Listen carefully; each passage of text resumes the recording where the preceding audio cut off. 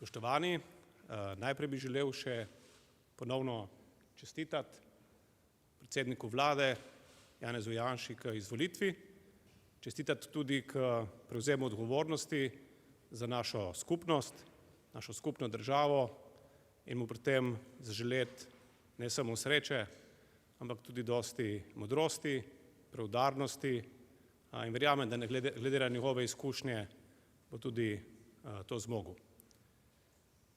Slovenija je danes varna in stabilna država in to je tisto, na kar smo vsi tisti, ki smo 4 leta vodili državo, najbolj ponosni.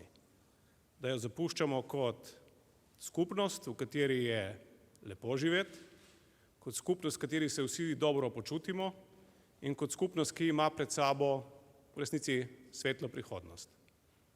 Jaz si želim, da tako tudi ostane, da se ves čas zavedamo, da gre za državo, ki nam ostaja, vlade se menjamo in na koncu naši otroci živijo in bodo živeli še naprej v tej isti skupni državi.